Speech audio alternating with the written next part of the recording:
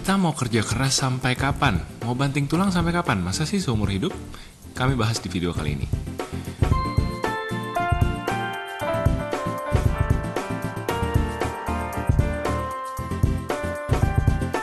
Hai guys, welcome back to our channel. Kembali lagi dengan gue Samuel dan ini istri gue Claudia. Kami pasangan suami istri kantoran dalam perjalanan memaknai financial independence.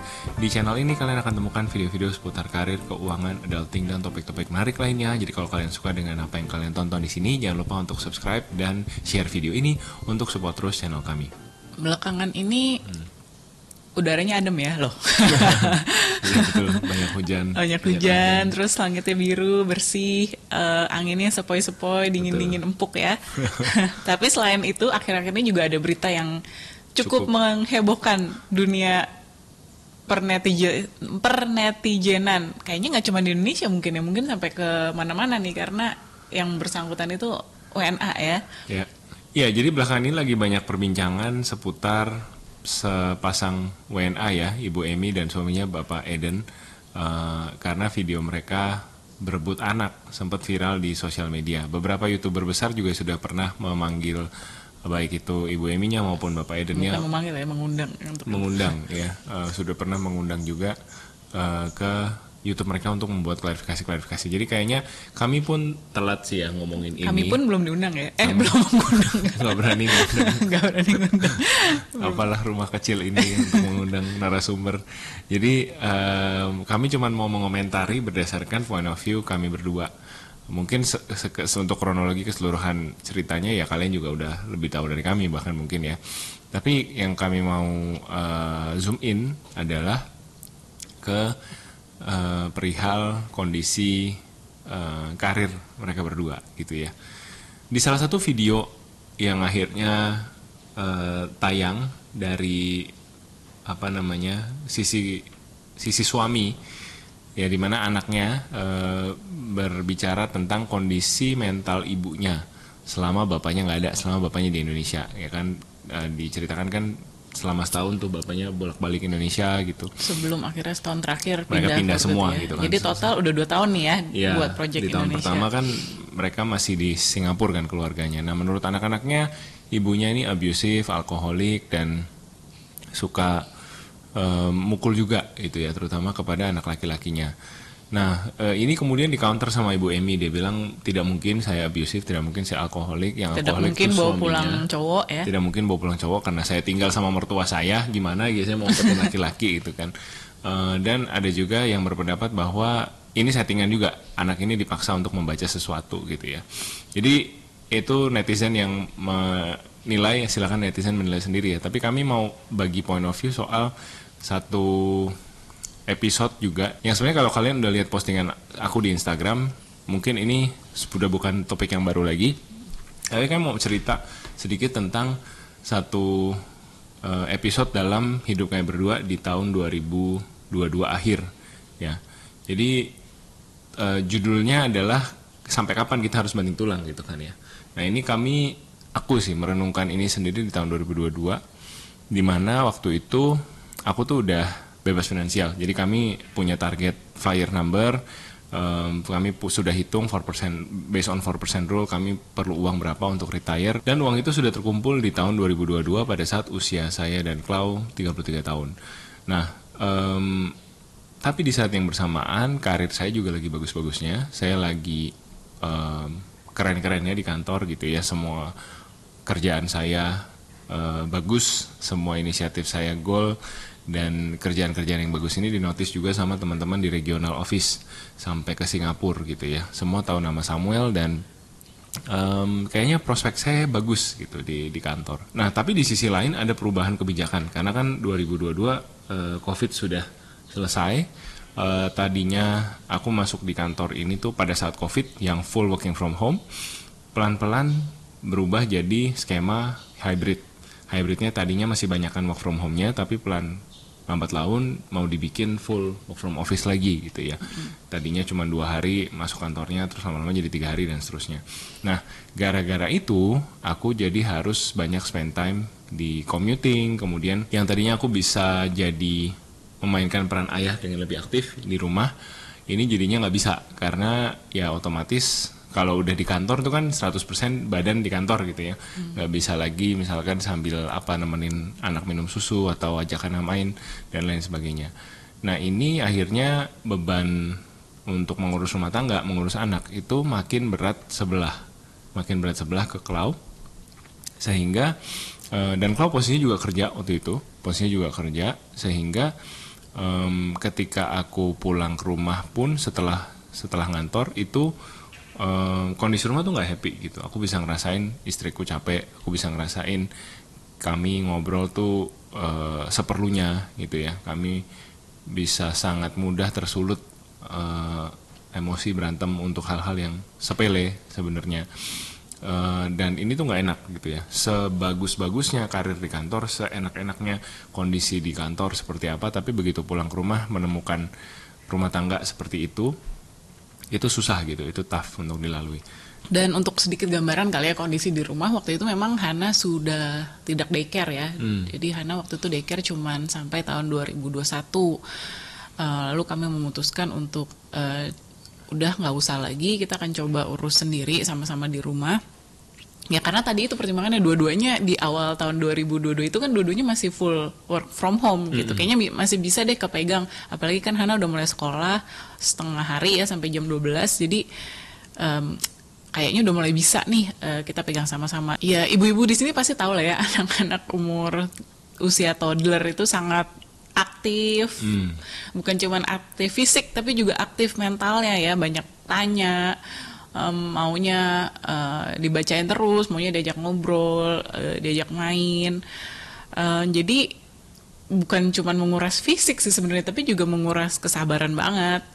Dan di satu sisi masih harus kerja, karena kan work from home itu juga judulnya kerja ya. Memang mungkin kita nggak habis waktu untuk commuting, terus juga kita bisa lebih ya efisien lah ya dalam mengatur waktu.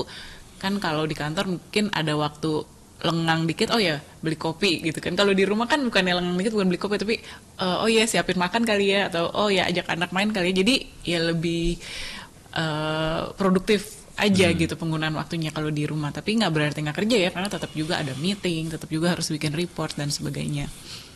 Nah itu akhirnya sebenarnya mulai berat pas Sam harus full WFO itu ya, karena kan WFO juga berangkatnya berarti pagi, kan harus hitung waktu commuting nih, benar-benar berangkat pagi pulang malam. Anaknya belum bangun baru berangkat sekolah, papanya udah mesti jalan, anaknya udah mau tidur, papanya baru pulang. Jadi benar-benar ya udah semuanya dari antar jemput anak, terus nanti ajak main anak dan sebagainya dipegang sendiri sambil di sela-sela ngantor tadi di rumah. Di saat yang bersamaan kami ngerasa secara finansial itu udah cukup ya, udah cukup dari angka FIRE, dana darurat juga sudah aman. Ya sebenarnya yang berat itu sebenarnya adalah melepaskan karir ya, karena seperti yang tadi saya bilang, karir lagi naik-naiknya, terus ya ada juga mungkin rasa penasaran ataupun ego ya kali ya dalam diri sendiri yang pengen, kayaknya gue bisa achieve more deh, gue bisa achieve lebih banyak, bisa climb the ladder higher di kantor, itu mungkin ada ya. Jadi walaupun secara teori hitung-hitungan FIRE kan harusnya udah bisa pensiun aja, tapi kan tidak semudah itu ya, Ferguson katanya kan kita bukannya mikir what lagi we are quitting to, but what we are quitting for gitu ya. Iya. Jadi what bukan we are running from, tapi what we are running to. Ya kira-kira yang intinya sama, maksudnya bukan mikirin melarikan diri dari apa, tapi habis selesai kerja ini mau kemana gitu ya. Karena kan pasti sebagai manusia kita tetap masih mau berkarya, masih mau produktif. Nggak mungkin, kita nggak kebayang deh kalau cuma tiap hari tidur siang gitu ya, kayaknya yang nggak berkembang kemana-mana gitu. Dan kita masih mau berkembang secara pribadi, walaupun mungkin bukan secara korporat gitu kali ya. Jadi yang terjadi berikutnya adalah saya memutuskan untuk resign. Pada saat resign itu juga panjang sebenarnya proses internalnya, karena saya benar-benar seberat itu untuk ninggalin kantor saat itu. Benar-benar saya ngerasa bosnya enak banget, saya merasa kerjaannya udah kepegang, tim saya udah solid, dan sekarang gue tinggal panen hasil perjuangan gue nih, nama gue udah harum dan mulai sekarang kayaknya kalau mau ngapa-ngapain tuh udah gampang gitu. Udah banyak kerjaan yang udah autopilot. Tapi balik lagi ya, karena ngelihat kondisi rumah dan kondisi keluarga udah nggak kondusif. Hampir tiap hari itu ada ribut-ribut gitu ya di rumah sama istri. Jadi gue merasa ini sebenarnya prioritas gue apa sih? Ini sebenarnya gue mau kerja seperti judul video hari ini gitu ya, mau banting tulang, mau kerja keras sampai mana, sampai kapan.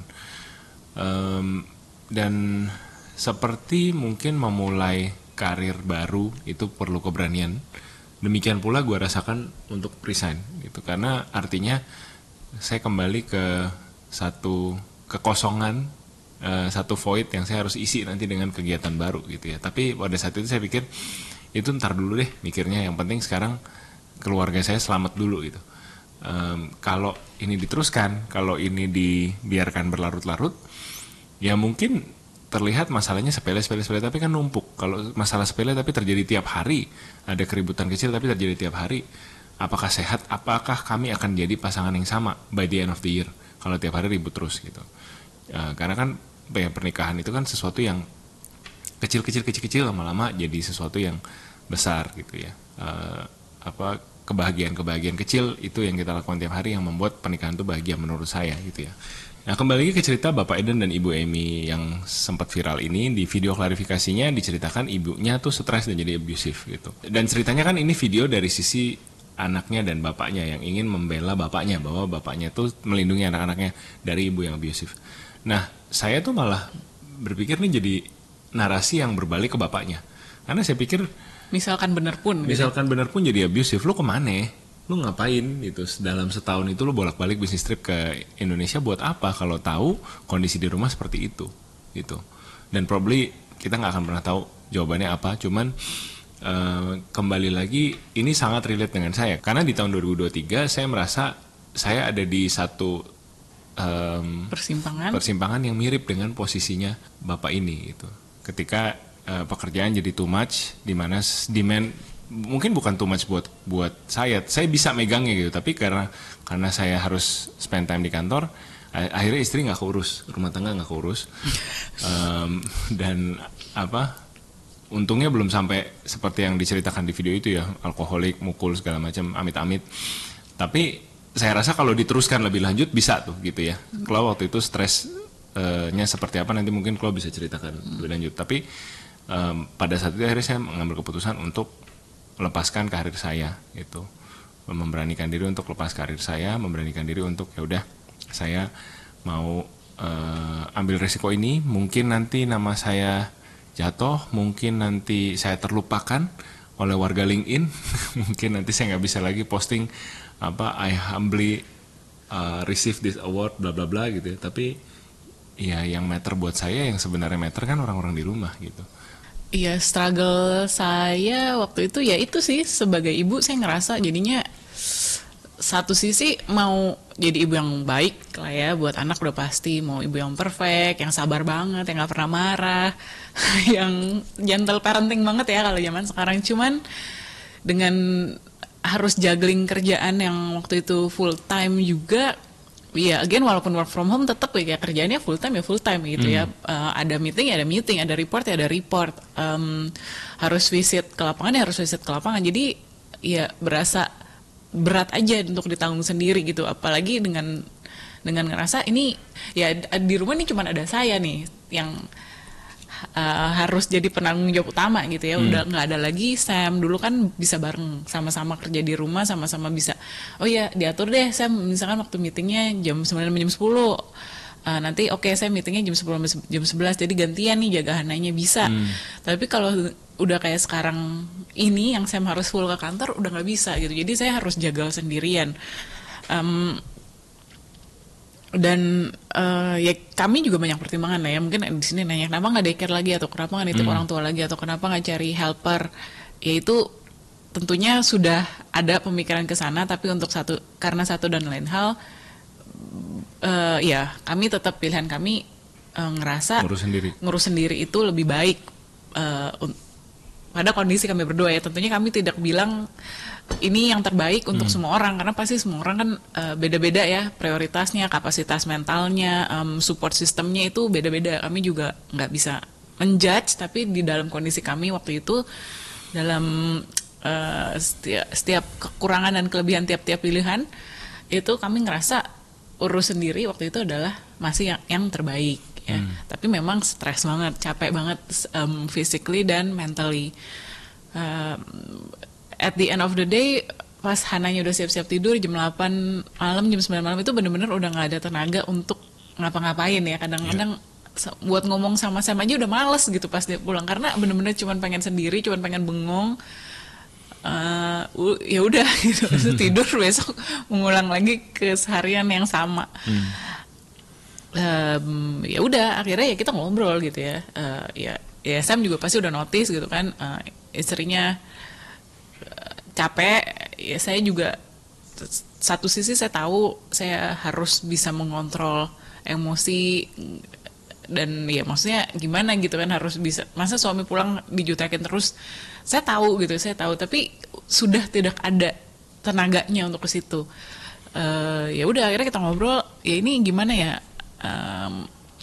kan kita sepakat di awal dua-duanya work from home dan sambil urus Hana. Kalau misalkan harus fully work from office seperti ini, ya arrangementnya gimana nih ke depannya, kayaknya kita harus diskusi ulang.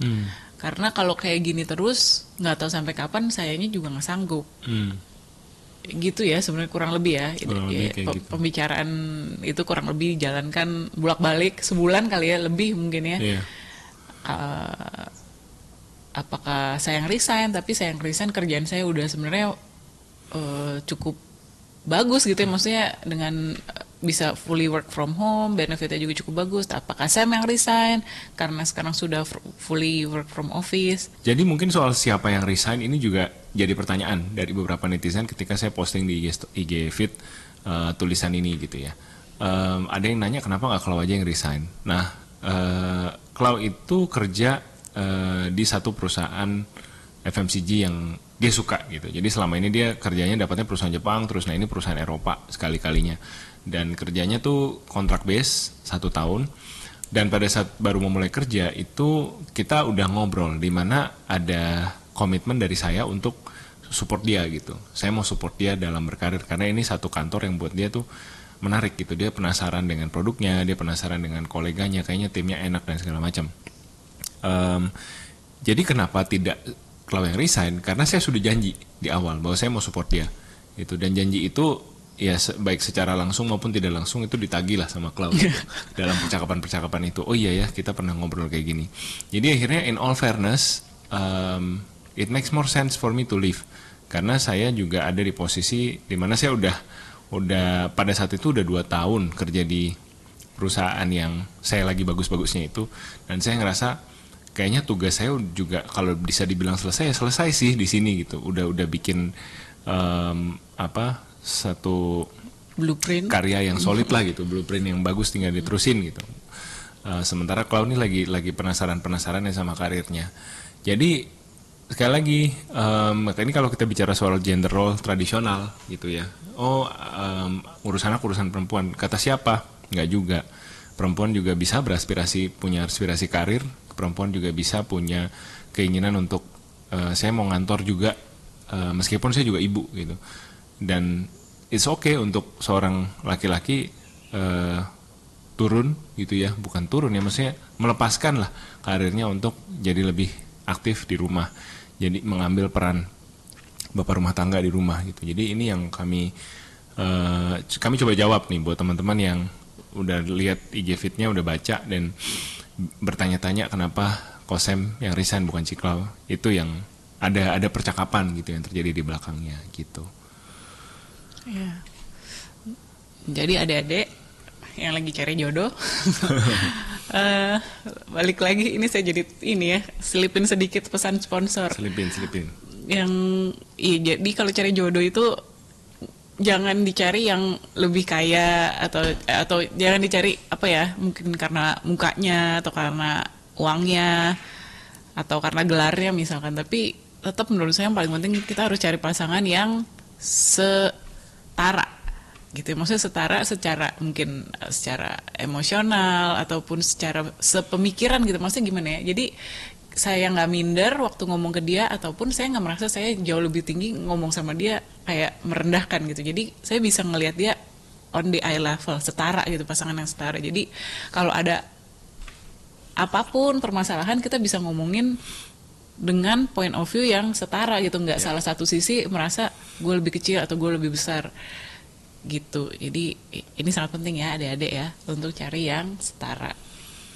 Oke, balik lagi. Jadi harus sampai kapan saya berkarir?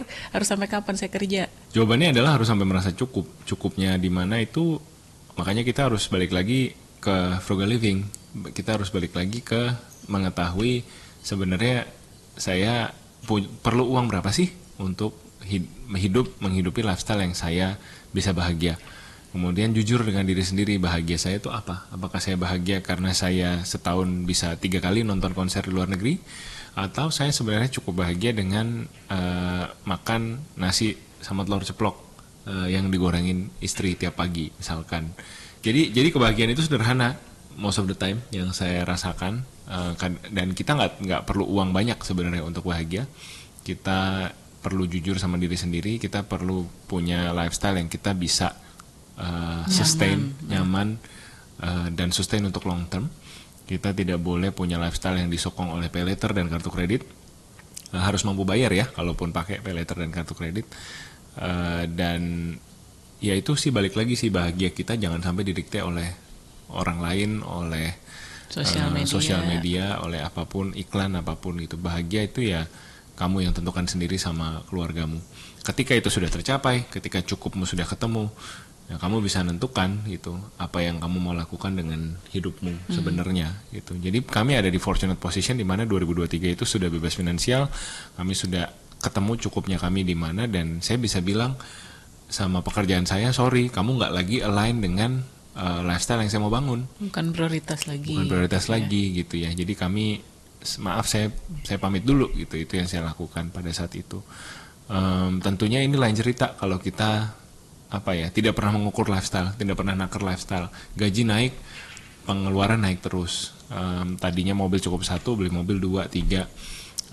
Rumah tadinya cukup yang sederhana, beli rumah kedua, renov dan segala macam. Jadi memperbesar lifestyle terus menerus juga, meskipun itu satu prestasi ya gitu ya buat teman-teman yang bisa, itu kami ucapkan selamat. Tapi dampaknya adalah tentu pengeluaran jadi semakin besar gitu. Nah, pastikan lifestyle yang kita upgrade itu sampai di titik mana kita harus bisa bilang ini nih sampai sini nih saya cukup gitu. Saya tidak lebih dari ini ya, puji Tuhan, alhamdulillah, tapi tidak akan membuat saya lebih bahagia gitu. Saya bisa mengontrol pengeluaran saya gitu. Iya. Mungkin tambahan sedikit kali ya. Tadi kan saya membahas cukup secara finansial, tapi sebenarnya kalau kita berkarir kan nggak cuma kejar finansial doang ya. Ada juga kita mungkin kejar intelektual, atau kita kejar ya mungkin sosial gitu ya, temen, atau mau di lingkungan yang tepat biar terus bertumbuh gitu ya, skill-skillnya dan sebagainya. Jadi ya pertimbangannya banyak sih ya. Tapi tentunya kan kalau mungkin agak abstrak gitu ya dihitung perkembangan intelektual atau perkembangan emosional atau sosial, itu mungkin agak abstrak. Tapi kan kalau finansial itu kan sesuatu yang kita bisa lihat angkanya jelas di atas kertas, jadi lebih gampang terukur aja sih gitu. Tapi tentunya saya percaya karir itu nggak cuman melulu kejar uang kali ya, karena kan tadi Sam juga salah satunya merasa ya sebenarnya udah fire sih, tapi resign berat juga gitu ya, karena ya tadi kan ada pencapaian-pencapaian yang masih penasaran juga. Jadi ya itu beberapa faktor yang harus dipertimbangkan gitu ya sebelum kita ngerasa cukup untuk berkarir. Tapi sebenarnya ada juga loh orang yang ngerasa pengen karir selamanya gitu ya, kayak teman kita Gita yang sebagai researcher itu yang merasa pengen selamanya berkarir sebagai researcher, dan itu sebenarnya nggak salah juga ya gitu, karena kan ya itu berarti dia ada kebutuhan intelektual gitu ya, yang merasa yang tetap terus butuh nih sampai selama gue hidup, misalkan gue tetap ingin berkarir sebagai researcher karena gue punya kebutuhan intelektual yang cuman bisa dipenuhi dari pekerjaan itu, dan itu nggak apa-apa juga gitu. Iya, nggak apa-apa juga. Mungkin kuncinya balance kali ya, balance dalam hidup gitu, dimana pada saat itu 2023 tuh sisi karir bagus tapi sisi keluarga udah mulai nggak balance nih, udah mulai nggak keurus gitu. kalau teman-teman hanya mengejar satu sisi dari hidup gitu ya, intellectual fulfillment atau network dan segala macam, pasti eventually ada satu bagian yang tidak diurus. Ya kayak rumput di halaman tidak diurus, lama-lama pasti tumbuh ilalang sama gitu. Pasti kalau keluarga tidak diurus, ya lama-lama akan berantakan juga, nggak urus gitu. Jadi mungkin lebih ke balance-nya tadi. Kalau kita udah lepas nih dari bicara soal keuangan, nextnya adalah kita bicara soal balance yang ya sampai di titik apa kalian merasa harmoni atau balance itu tercapai gitu. Nah, pada saat itu saya udah nggak merasa ada balance di rumah. Saya merasa kayak apa yang saya lakukan di kantor itu glory-nya tuh nggak dapet sampai ke rumah gitu. Hidup saya tuh nggak seimbang. Jadi saya merasa kayak I have to let this one go to focus on my family gitu. Tapi mungkin buat teman-teman yang merasa balance-nya ketemu, kayaknya bisa, gue bisa create sistem yang works for me. Atau bahkan mungkin ya tetap bisa kerja dua-duanya karena ada support system yang mumpuni gitu kan. Atau itu kalian merasa nggak apa-apa, saya nyaman dengan suster ini, atau ada misalkan mertua yang jaga di rumah, ya itu nggak apa-apa juga gitu. Tapi mungkin ya pesan yang kami pengen sampaikan, find that balance, dan jangan kejar karir for the sake of kejar karir gitu. Karena pada akhirnya saya jadi sadar kayak gue nih kejar karir buat bahagiain keluarga kan, di rumah keluarga lo nggak bahagia buat apa gitu. Jadi itu yang akhirnya jadi wake up call buat akhirnya saya resign dari kantor gitu. Siapa yang di sini katanya mau resign tapi nggak resign? Coba angkat tangan. Yang bikin berat apa? Sebentar lagi THR dibayar, mungkin ini bisa jadi pertanda momentum untuk kalian resign. Tapi enggak ya. Nggak semua mau resign kok. Nggak semua mau resign. Oke. Thank you so much for watching. Selamat menunaikan ibadah puasa buat yang berpuasa. Semoga puasanya lancar. See you in the next video. Bye bye.